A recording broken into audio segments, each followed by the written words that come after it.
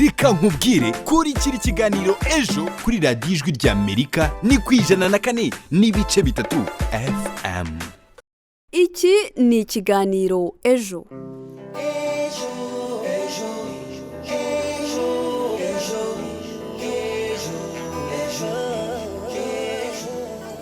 Nguhaye ikaze kandi ndagusuhuje wowe wahisemo gushyira urushinge rwa radiyo yawe ku 104.3 FM ijwi ry'Amerika. Uyu ni umwanya w'ikiganiro ejo mutegurirwa kandi mukakigezwaho n'umuryango Ejo Youth Echo ukora i Kigali mu Rwanda, mukagikurikira buri gihe mu masaha nk'aya. Ni ikiganiro gihagarariwe na Roger Niyigena, naho Mizero Crispin akaba ari ku buhanga bw'ibyuma. Njye mugiye kubana mbagezaho iki kiganiro nitwa Nicole Giraneza. Kuganira n'inshuti, umuryango ndetse n'abavandimwe ni kimwe mu biranga kamere muntu. Mbere wasangaga abantu bandikirana amabaruwa nka bumwe mu buryo bwo kubwirana amakuru, aho ikoranabuhanga riziye riba umuyoboro uhuriza abantu hamwe mu gihe gito, kabone n'ubwo baba bari mu bihugu bitandukanye. Bumwe mu buryo ikoranabuhanga ryazanye harimo n'imbuga nkoranyambaga, aho usanga abantu benshi bazikoresha mu buryo butandukanye, haba mu bucuruzi, kuganira n'inshuti ndetse no kumenya amakuru atandukanye ku isi yose. Ushobora kuba uri kwibaza utese uyu munsi twaba tugiye kuganira kuki? Mu kiganiro ejo cy'uyu munsi rero tugiye kuganira ku bijyanye n'imbuga nkoranyambaga, ariko turebera hamwe urukundo n'imbuga nkoranyambaga. Ese birashoboka ko abantu bahurira ku mbuga nkoranyambaga bagakundana ndetse bakanabana? Turaza kubyumva mu bitekerezo by'abantu twagiye tuganira batandukanye. Muri iki kiganiro kandi turaza kumva ubuhamya bw'umuryango wamenyanye binyuze ku mbuga nkoranyambaga, ariko kuri ubu nubwo babana bakaba bahora mu makimbirane. Ese amakimbirane yabashingiye kuki? Turaza kumva kandi ikiganiro twagiranye na Edouard Bamporiki avuga ku bijyanye n'inkundo zo ku mbuga nkoranyambaga ndetse n'inama agira urubyiruko. Ibi byose turabyumva muri iki kiganiro, mutegurirwa kandi mukakigezwaho n'umuryango Ejo Youth Echo. Reka nkubwire kuri kiri kiganiro ejo kuri radiyo ijwi ry'Amerika ni ku 104.3 FM. Imbuga nkoranyambaga zikoreshwa nka bumwe mu buryo bugezweho bw'itumanaho. Usanga bitakiri ngombwa ko uhamagara umuntu cyangwa se guhora bafashe umwanya kujya kumureba nk'uko byakorwaga kera. Kuri ubu abantu bashobora guhanahana amakuru ku isi yose kandi bitabatwaye umwanya munini. Mu ihanahana ry'amakuru rero harimo n'abahurira ku mbuga nkoranyambaga bagahitamo kwikundanira nubwo baba bataziranye. Ugasanga rwose bagenda boherezanya amafoto, baravugana kuri telefone, ariko muri bo nta n'umwe urabonana n'undi imbona nkubone. Muri iki kiganiro rero twaganiriye n'urubyiruko rukoresha imbuga nkoranyambaga rwo mu karere ka Huye ku bijyanye n'urukundo rwo ku mbuga nkoranyambaga. Bamwe bumva ko bidashoboka gukundana n'umuntu utarahuye nawe, abandi ariko siko babyumva. Ni mu nkuru twateguriwe na Nishimwe Ariete. Iyo abantu bakundana urukundo rwa nyarwo cyangwa rufite intego, bisaba kumenyana mu mico. Umuntu ujya gukunda bafite ibintu byinshi agenderaho. Uwo muntu rero ubaye mutarahura, urebe ko ari nawe ukeneye ko mukundana, ko ntabwo ari ukwitora ngo upfe gukundana n'umuntu. N'uwo muri kumwe ushobora kutayimenya neza, ariko nibura ushobora kumenya utuntu dukeya ku mico n'imyitwarire bitewe n'igihe mugenda mumara. Ubundi urukundo ni amarangamutima, kandi ayo marangamutima ntabwo bivuze ko aza kuko wabonye umuntu. Ushobora kumva umuntu ubwabyo ijwi rye ukumva urarikunze, bigatuma ugira amarangamutima ukumva umuntu uramukunze. Nawe urwo rukundo rwo kuri social media hari uburyo ugomba kurutwaramo. Uko urutwara uri kumwe n'umuntu umubonana, umuzi uzaho ataha, ntabwo ariko kwiye kubyitwaramo nanone n'umuntu utarabona na rimwe. Numva ko urwo rukundo rwabaho, ariko ukamenya uko urutwara, nturugeze ku rwego ruri hejuru cyane ukazategeza ko mubanza mukanabonana. Social media umuntu yita amazina ashaka, mamuganira atarabona namuganira ibintu bitandukanye, bamufite discipline zitandukanye. Ushobora gusanga wamukunze cyane kandi ari umuntu udafite imico myiza, ugasanga urukundo rwanyu rumaze kugera kure, udafite igaruriro. Tubanze tubonane tunaganire nk'ukunde nyuma. Kuri social media habera ibintu byinshi bitandukanye. Hari abantu bajyaho bari serious, akaba bashobora wenda kwaka urukundo cyangwa se mukanaganira ibindi ari serious, ariko ushobora no guhurirayo n'abateka mutwe, umuntu ukubwira ibintu bitariho cyangwa se nawe ubwakakwibwira bitandukanye n'uwo ari we. No mu buzima busanzwe burya umuntu ni mugari. Ushobora no gukurana n'umuntu mwaranareranywe rwose muri abana mugakundana, nyamara akaguhemukira kandi wari uzi ngo n'umuntu uzi neza. Wenda ikosa ntakora niryo kwimariramo umuntu tuvugana gusa tutarabonana, wenda ngo tube twapanga urukundo rube rurerure cyangwa se tugire indi mishinga igendanye n'urukundo dupanga ntaramubona. Gukunda umuntu no kutamukunda ntago birebaho mwahuriye. Mu kabari wahakura inshuti, mu rusengero wayakura, kandi kugira ngo umuntu azakubera umukunzi mwiza ntago ureba ngo yavuye aha cyangwa yavuye uwo wakuye mu rusengero yaba mubi kurusha uwo wakuye mu kabari kimwe no ko wakuye kuri social media yaba mwiza kuruta uko baba baramukuye mu rusengero. Arakoze cyane Nishimwe Ariette ku kiganiro agiranye n'uru rubyiruko. Mwiyumviye ko bamwe bavuga bati bisaba kubanza kubonana n'umuntu ukamenya imico ye n'imyitwarire ye ndetse ukanareba neza ko ari we ushaka koko. Nawe uduteze amatwi muri iki kiganiro dusangiza igitekerezo cyawe. Tubwire, ese ubona hari ingaruka zagera ku bantu bakundanye bahuriye ku mbuga nkoranyambaga? Twandikira ubutumwa kuri telefoni igendanwa ariyo 0787 58 14 11 cyangwa kuri 07 28 02 82 32. Wadusanga kandi ku mbuga nkoranyambaga zacu arizo Instagram, Facebook na Twitter wandika Ejo Youth Echo mu ijambo rimwe. Shuti bakunze b'ikiganiro Ejo, tunaboneraho no kubashishikariza gukomeza kwirinda iki cyorezo cya coronavirus, mwoga intoki mukoresheje amazi ndetse n'isabune, kwirinda kujya ahantu hari abantu benshi ndetse no gukora ingendo zitihutirwa. Dukomeze kwirinda kandi tunarinda abacu. Kurikira ijwi ry'urubyiruko mu kiganiro Ejo. Uko ikoreshwa ry'imbuga nkoranyambaga rigenda ritera imbere, ni nako rigenda rihindura byinshi, cyane cyane mu mibereho ya muntu, nyamara ababirebera kure bakavuga ko ikoreshwa ryazo rishobora kugira ingaruka zitandukanye ku mibanire y'abantu. Mu gihe ikoranabuhanga rikomeje gutera imbere ari nako rihindura ubuzima bwa benshi mu ngeri zitandukanye, kuri iyi nshuro hari abahuzwa n'imbuga nkoranyambaga bikavamo no kubana, nubwo ari urukundo rudakunze guhira benshi. Ibi ni bimwe mu bikubiye mu buhamya bwa Clemence Uwase uri mu makimbirane n'umugabo we babanye bahuriye ku mbuga nkoranyambaga. Ese kuri ubu babanye bate? Ni mu nkuru yateguwe na Ishimwe Honore mu karere ka Nyaruguru, reka tubumve. Nyine byambaye ariko nta kundi kuntu nabigenza, gusa yaranyihishemo anyereka ko mwijwi risa n'iryuje kwicuza. Uwase Clemence, umugore w'imyaka 26 y'amavuko, atuye mu mudugudu wa Rukore mu murenge wa Muganza ho mu karere ka Nyaruguru. Uwase avuga ko mu mpera z'umwaka wa 2015 yahuriye na Rurangirwa Jeanne Pomuseni ku rubuga nkoranyambaga ruzwi nka Facebook. Kuva icyo gihe batangiye kujya bohererezanya ubutumwa bugufi ndetse n'amafoto yabo. Uko iminsi yagendaga yicuma niko nabo ubwabo ngo bakomeje guhuza urugwiro ku buryo bitoroheraga umwe kumara iminsi atamenya amakuru y'undi. Muri urwo rugendo uretse kumenya amakuru asanzwe ya buri munsi, nta kumenyana byimbitse byabayeho ngo habeho kwigana ku ruhande rumwe cyangwa urundi. Amakado ya buri munsi ariko simbasha kumenya uwo ari we neza.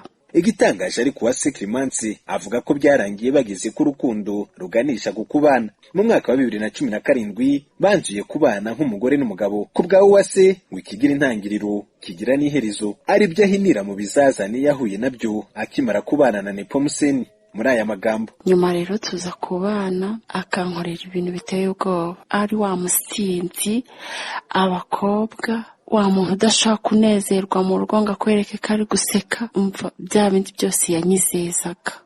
Yageze mu rugo aba inyamaswa. Ubu ngubu mba numva naramuzinutswe, ari hahandi ho gutandukana bikarangira burundu. Nyuma yo guhurira n'ibibazo mu rukundo we yiturwa Facebook, Uwase aragira inama urubyiruko muri rusange. Nabagira inama rwose yo kubireka bakabicikaho burundu, kuko uricuza nyuma ntacyo ufite. Waramwiyeretse wese, uzakunda umuntu wabonye waramwize. Twifuje kumva icyo Majyambere Jeanne Pomuseni, umugabo wa Uwase Clemence, avuga ku makimbirane avugwa mu rukundo rwabo ashamikiye ku kumenyana binyuze ku mbuga nkoranyambaga. Mu magambo make, Nepomuseni avuga ko icyo yifuza ari uko urukundo rwabo rwashyirwaho iherezo bikanyura mu nzira z'amategeko, kuko gukomeza kubana n'umugore we bitagishobotse.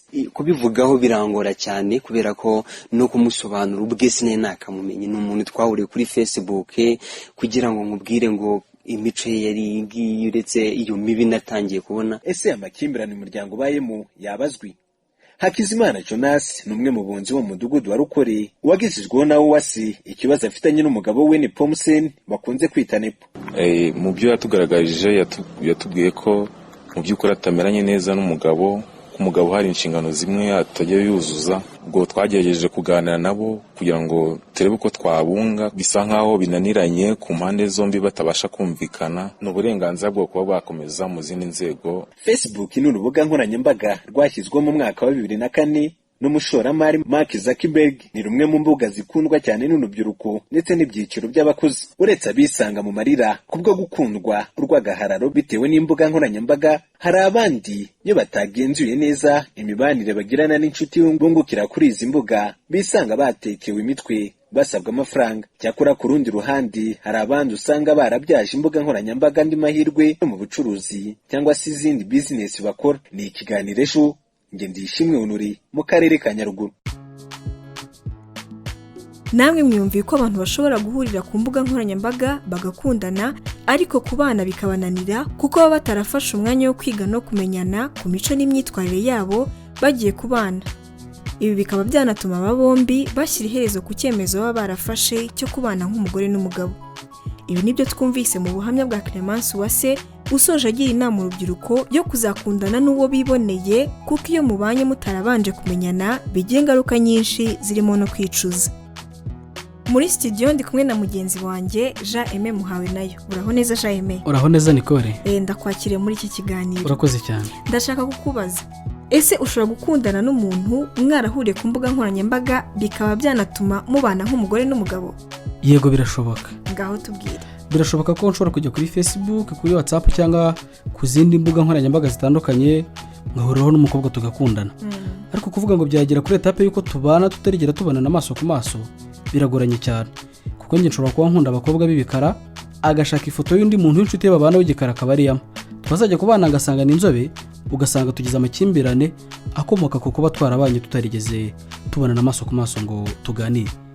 Byashoboka ko nakundana nawe, ariko ntago nagera ku kigero cyo kubana nawe nk'umugabo n'umugore ntaramwibonera amaso ku maso ngo menye imico ye, menye icyo akunda, menye n'icyo yanga. Kuko iyo tuganira ku mbuga nkoranyambaga umuntu wese abagaragaza ibyiza, kandi burya hari urundi ruhande rubahishe nakabaye menya neza igihe twageze igihe gihagije cyo kuganira. Jean Mati, ku mbuga nkoranyambaga buri muntu wese abavuga ibyiza ntago yerekana ibibi.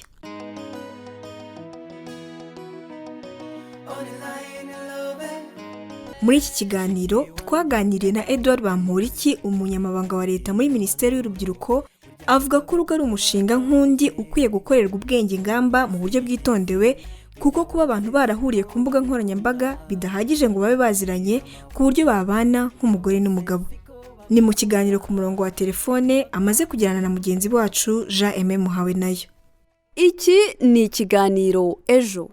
Mu kiganiro cy'uyu munsi rero turi kuganira ku nsanganyamatsiko ijyanye n'urukundo n'imbuga nkoranyambaga, aho usanga muri iyi minsi urubyiruko ruhurira ku mbuga nkoranyambaga abantu bagakundana, babana rimwe na rimwe bikazana ibibazo kuko usanga batari baziranye bihagije. Mwe mubitekerezaho iki? Ibintu nyine bigenda bihinduka bitewe n'imihindagurikire y'isi, urabona igenda y'umudugudu kurushaho, nubwo umuco utagomba guca injishi ngo abantu bave ku byabo, ariko uwashaka kureba ikibazo neza cy'abakundanira ku mbuga nkoranyambaga yabanza akareba ahantu turuka, aho tuvuye nk'igihugu.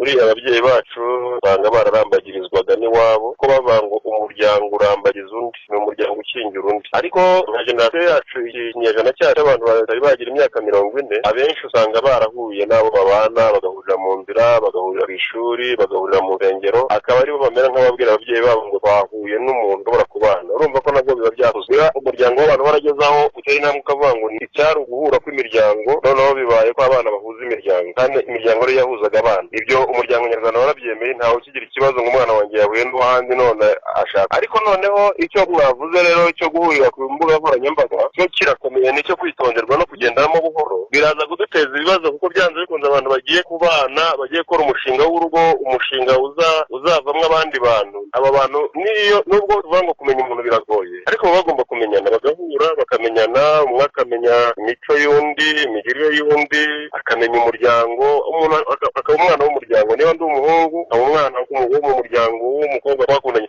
akabaho umwanya wo kumenyana bidakozwe na telefone, kuko telefone iyo abantu bagiranye ibibazo ntishobora kubunga. Ikoranabuhanga ubwaryo ntabwo rishobora kubahuza, ariko noneho mugashyiramo ubwenge bwa muntu n'umuco wa muntu, mukagira ibyanyu mu ukenera kumenya kuri buri ruhande. Ariko iyo muvuze ngo ikoranabuhanga ryaduhuje tubaye umugore n'umugabo, iyo mugize ingorane izo arizo zose ntabwo rishobora kuza hagati ngo ribumve rivuge ngo ninjye wabahuje reka mbumve. Ntekereza ko abana b'abanyarwanda baba dukwiye kumera ku muco wo kuvuga ngo icyo bita kurambagiza ni iki. Niyo umuranga yaba atari umuranga niba umugize nk'iyo telefone cyangwa interineti, ariko noneho hakabaho kurambagizanya abantu bakamenyana. Mubona mu gihe ibi byaba bikomeje kwiyongera gutya nta ngaruka mbi bishobora kugera ku muryango nyarwanda? Byatangiye kuzigira regaho ibica ku ruhande. Urebye nka divorce dufite muri iki gihe, utakoze ubushakashatsi neza ntiwahita ubishyira ku ikoranabuhanga 100%, ariko nta nubwo bavuga ko ritarimo, kuko abantu uko kuntu bahuye bagahura nimugoroba bakabana bukeye kubera ko wenda bafashe umwanya munini wo kundanira mu mafoto bahererekanya, biba bibyaye urugo rwihuse. Gira n'ingaruka rero nyinshi zituma rusenyuka mu buryo bwihuse. Kwiga ku muntu ntacyo bitwaye, bisaba ubwitonzi gusa no kudahuka. Nyakubahwa Minisitiri, dusoza iki kiganiro kigufi tugiranye, ni nk'izihe nama mwagira urubyiruko rwitegura gushinga ingo? Gushinga urugo ni umushinga uwo ari wo wose ukorerwa ubwenge ngamba, ibyo bita business plan. Gukora ingamba z'igihe kirekire ukavuga uti njyewe ngiye gukora umushinga w'urugo uzaramba, kuko Imana izampa kurambira mu Rwanda, uzabyarira u Rwanda, uzarwongereza, ukawutekereza ukawushyiraho ubwenge n'umutima, warangiza ukavuga ngo noneho ngiye kurambagiza uwo mwinjiranamo. Cyangwa se niyo ndi umukobwa ngiye kwitondera abansaba ko bakinjirana muri uyu mushinga kugira ngo uzabe umushinga uramba. Baduteze amatwi abantu bakiri bato bakwiye kwitondera ikintu cyitwa kwitondera ikintu ntibivuga kutajyamo, ariko kukijyanamo ubushishozi. None ukavuga ngo uyu mushinga niwunguka uzaba n'uwawo, senyuka warayubaye, nzaba nunguye igihugu, nzaba niyunguye, nzaba nshinze umuryango uzanyitirirwa mu gihe kizaza, ntakintu bazavuga ngo hariho umuryango wa runaka wabyaye aba runaka. Ibyo ni ibintu rero bitahubukirwa, byitonderwa,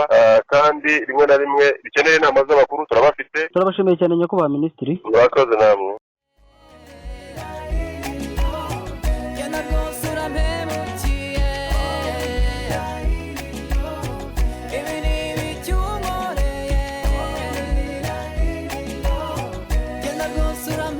Nshuti bakunze b'ikiganiro ejo, tugeze muri wa mwanya wo kumva ubutumwa muba mwaratugejejeho mu kiganiro cyatambutse. Reka nk'umwanya mugenzi wanjye Christella Uwikeza muri studio, ndagaruka mu kanya tugana ku musozo w'ikiganiro cy'uyu munsi.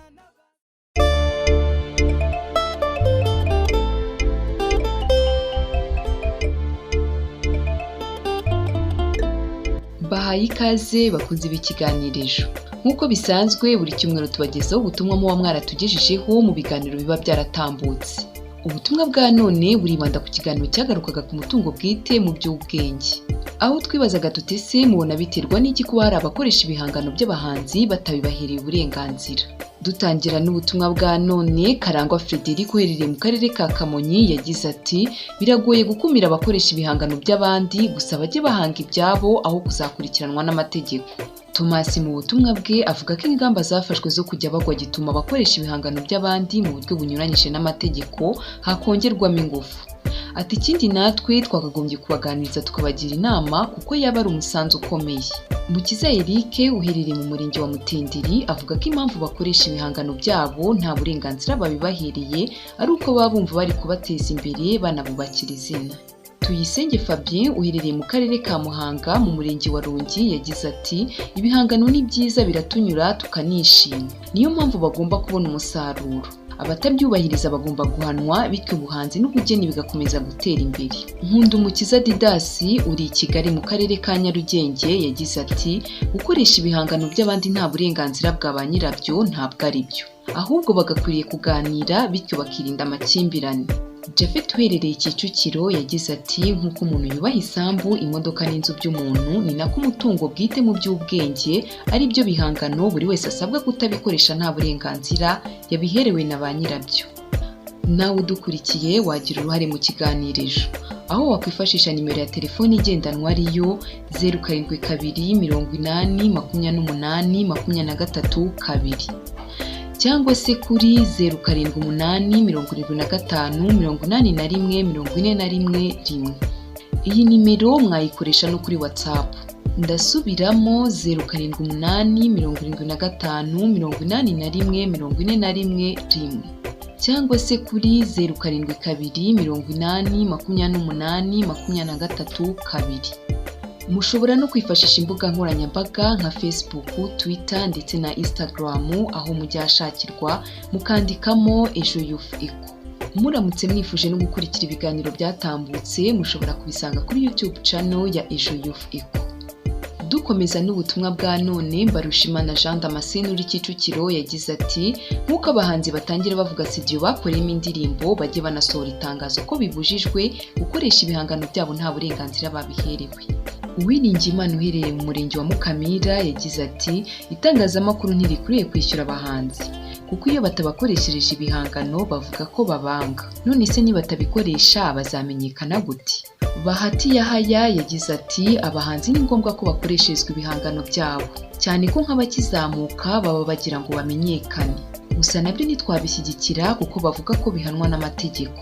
Kubwimana Jean Damour uherereye mu karere ka Nyagatare yagize ati ntabwo bikwiriye ko umuntu akoresha umutungo bwite mu by'ubwenge w'abandi atabiherewe uburenganzira. Niyo nshuti Siriyaki uri Kinya mu karere ka Gasabo yagize ati impamvu nuko abahanzi iyo bamaze kuzamuka akenshi barirara.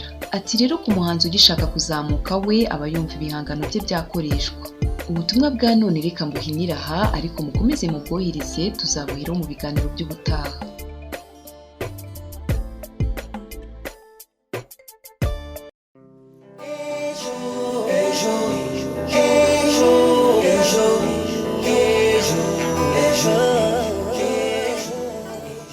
Turamushimiye Christelle Uwicyeza ku butumwa amaze kutugezaho ndetse nanaboneraho no gushimira mwe mwese mufata umwanya wanyu mukatwohereza ibitekerezo bitandukanye ku biganiro tuba twarabagejejeho bitandukanye. Aha rero akaba ari naho tugiye gusoreza ikiganiro cy'uyu munsi, ariko mbere yuko dusoza reka mbanze mbibutse bimwe mu byo twaganiraho kuri uyu munsi. Mu kiganiro cy'uyu munsi rero twaganiriye ku rukundo n'imbuga nkoranyambaga. Twumvise ibitekerezo bya bamwe mu rubyiruko bavuga ku bijyanye n'abakundana bahuriye ku mbuga nkoranyambaga. Bamwe bavuze ko ari ngombwa kubanza guhura n'uwo mukundana mukabanza kugira umwanya wo kumenyana no guhura n'imiryango. Clemence Uwase nawe yadusangije ubuhamya bw'uko abanye n'umugabo we babanye bahuriye ku mbuga nkoranyambaga. Yagira inama urubyiruko yo kubana nabo babanje kubonana kandi bazi neza. Edouard Bamporiki umunyamabanga wa leta muri Minisiteri y'Urubyiruko nawe yavuze ko urugo ari umushinga nk'uwundi ukwiye gukorerwa ubwenge ngamba mu buryo bwitondewe, kuko kuba abantu barahuriye ku mbuga nkoranyambaga bidahagije ngo babe baziranye ku buryo babana nk'umugore n'umugabo.